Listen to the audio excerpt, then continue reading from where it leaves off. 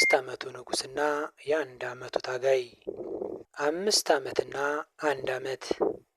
ዮናስ ሞ በኢትዮጵያ ዩቱብ ላይ ላለፉት 5 ዓመታት ነግሷል። በ500 ሺህ ቤተሰቦች ታጅቦ ተራራው ጫፍ ላይ ይገኛል። በቃሉ ሚዲያ ደግሞ ገና የ1 ዓመት ተስፈኛ ነው። ነገር ግን በ1 ዓመት ውስጥ ያሳየው የ6000 ሰብስክራይበር አንድ ትልቅ ጥያቄ ይጭራል። በቃሉ ሚዲያ የዮናስ ሞ ደረጃ ላይ ለመድረስ የግድ ሌላ 4 ዓመት መጠበቅ አለበት ወይስ አልረፈደም በሚል መርህ ጉዞውን ሊያሳጥር ይችላል? ዮናስ ሞ ዩቲዩብን ማራቶን አድርጎታል። ለ5 ዓመታት ሳይታክት አልጎሪዝሙ ሲቀያየር አብሮ እየተቀያየረ ዛሬ ያለበት ደረጃ ላይ ደርሷል። በቃሉ ሚዲያ ደግሞ በፈጣን ሩጫ ላይ ነው። ዮናስ በ5 ዓመት የተማረውን እውቀት በቃሉ ሚዲያ በ1 ዓመት ውስጥ ለመጨረስ ሌት ተቀን እየተጋ ነው። ልዩነቱ የጊዜ ሳይሆን የስትራቴጂ ነው። በቃሉ ሚዲያ ዮናስን የሚያየው እንደ ተፎካካሪ ሳይሆን እንደ መማሪያ መጽሐፍ ነው። ዮናስ 500 ሺህ ለመግባት የፈጀበትን ጊዜ ለማሳጠር በቃሉ ሚዲያ 3 ነገሮችን አተኩሮ ይሰራል። አንደኛ፣ የሌሎችን 5 ዓመት በ1 ዓመት መማር። ዮናስ በስህተትና በሙከራ የተማራቸውን ሚስጥሮች በቃሉ ሚዲያ በመጻሕፍትና በጥናት እያሳጠራቸው ነው። ሁለተኛ፣ ጥራት ላይ ያለመደራደር። ዮናስ ዛሬ ካለው የቪዲዮ ጥራት ጋር ለመወዳደር በቃሉ ሚዲያ ገና በ1 ዓመቱ ዘመናዊ ኤዲቲንግና ታሪኮችን እየተጠቀመ ነው። ሶስተኛ፣ የተመልካች ሳይኮሎጂ። ዮናስ ተመልካቹን በስሜት እንደሚይዘው ሁሉ በቃሉ ሚዲያም ቪወር አቫተር ለይቶ ለልብ የሚደርስ ይዘት እያዘጋጀ ነው። አንድ እውነት ልንገራችሁ፣ ዮናስ ሞ በ1 ዓመቱ የት ነበር? ምናልባትም ዛሬ በቃሉ ሚዲያ ካለው 6000 ሰብስክራይበር ያነሰ ሊሆን ይችላል። ይህ ማለት በቃሉ ሚዲያ ከዮናስ ሞ በበለጠ ፍጥነት እያደገ ነው። የዮናስ 5 ዓመት ልምድ ለበቃሉ ሚዲያ እንደ ፍጥነት መጨመሪያ ወይም ካታሊስት እያገለገለ ነው። ስለዚህ አልረፈደም በፍጹም። ዮናስ ሞ የጀመረው ዩቱብ ገና አዲስ በነበረበት ጊዜ ነው። በቃሉ ሚዲያ የጀመረው ደግሞ ዩቱብ የእውቀት መድረክ በሆነበት ጊዜ ነው። በቃሉ ሚዲያ በ1 ዓመቱ የጀመረው ጽናት በዮናስ 5ኛ ዓመት ላይ ከነበረው ጥንካሬ ጋር እኩል ነው። የ500 ሺህ ጉዞ የሚጀምረው በ6000 ነው። ዮናስ ሞ ለበቃሉ ሚዲያ ተምሳሌት ነው እንጂ ግድግዳ አይደለም። የ1 ዓመቱ በቃሉ ሚዲያ የ5 ዓመቱን ዮናስ ሞ ስኬት ለመድገም በሚያደርገው ጉዞ አብራችሁት ለመሆን አሁኑኑ ሰብስክራይብ አድርጉ። ምክንያቱም በቃሉ ሚዲያ ነገ 500 ሺህ ሲገባ እኔ ገና በ6000 እያለ አውቀዋለሁ ብላችሁ እንድትመሰክሩ እንፈልጋለን። አልረፈደም በፍጹም። ሀብት የሚጀምረው በባንክ ቤት ሳይሆን በአእምሮህ ውስጥ ነው። አስብና ሀብታም ሁን። ቲንክ ኤንድ ግሮው ሪች። ዛሬ በምንኖርበት ዓለም ውስጥ በሚሊዮን የሚቆጠሩ ሰዎች ሌትና ቀን ደክመው ቢሰሩም አሁንም በኢኮኖሚ ችግርና በጭንቀት ውስጥ ይገኛሉ። ለዚህ ደግሞ ብዙዎቻችን የምንሰጠው ምክንያት እድል የለኝም፣ መነሻ ካፒታል የለኝም፣ ወይም የተማርኩበት የትምህርት ዘርፍ በቂ አይደለም የሚል ነው። ሀብት የሚጀምረው በባንክ ቤት ሳይሆን በአእምሮ ውስጥ ነው። ታዲያ እንዴት ነው አእምሯችንን ለሀብት ማመንጫነት የምናዘጋጀው? ናፖሊዮን ሂል የጻፈው ቲንክ ኤንድ ግሮው ሪች ወይም አስብና ሀብታም ሁን የሚለውን መጽሐፍ በመዳሰስ ቁልፍ ነገሮችን እንዳስሳለን። አብራችሁ ይቆዩ። ናፖሊዮን ሂል ቲንክ ኤንድ ግሮው ሪች በሚለው መጽሐፉ ስኬታማ ለመሆን የሚያገለግሉ 6 ዋና ነጥቦችን ከፋፍሎ ያስቀምጥልናል።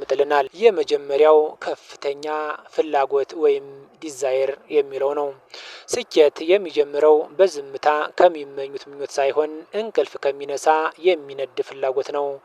አንድ ሰው የሚፈልገውን ነገር በግልጽ ለይቶ ማወቅና ያንን ለማሳካት ቆራጥ መሆን አለበት። ሀብትን ወይም ብልጽግናን ዝም ብሎ መመኘት ዋጋ የለውም።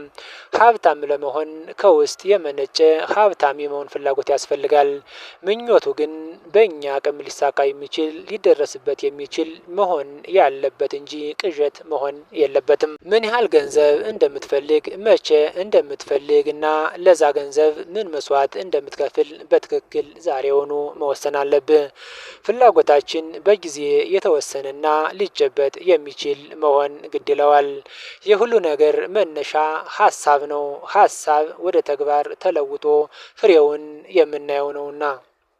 ሁለተኛ ጽኑ እምነት ነው። እምነት ማለት የእርግጠኝነት ስሜትን መላበስ ማለት ነው።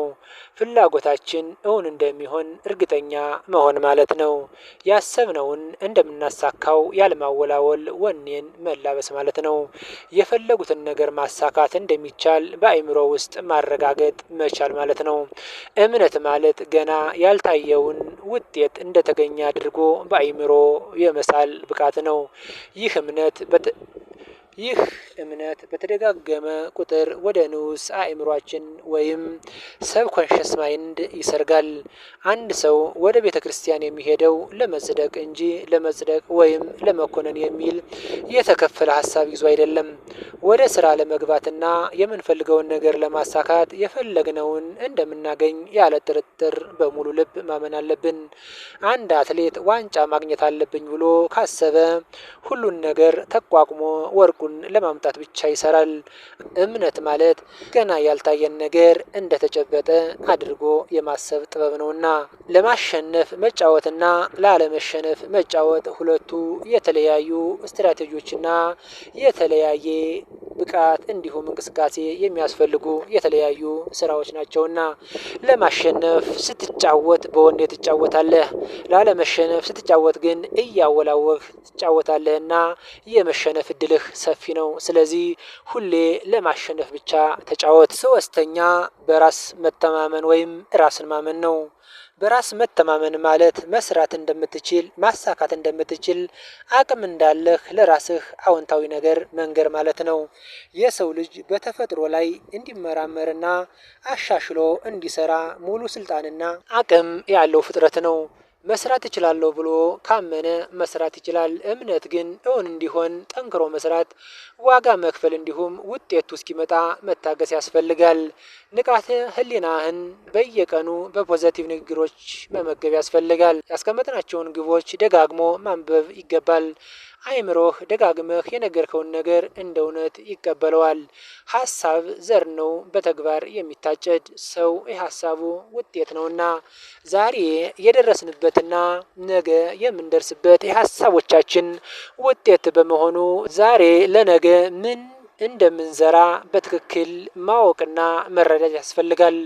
አራተኛ ልዩ ክህሎት ወይም ስፔሻላይዝድ ስኪልን ዲቨሎፕ አድርግ።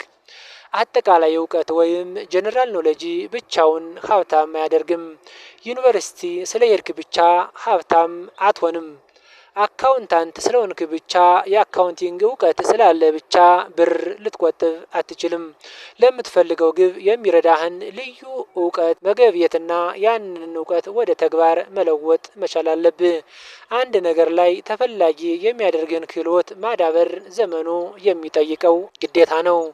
ሁሉን መሆን አይቻልም። ስለዚህ ትኩረትህን ግብህ ላይና አንድ ነገር ላይ ብቻ አድርግ።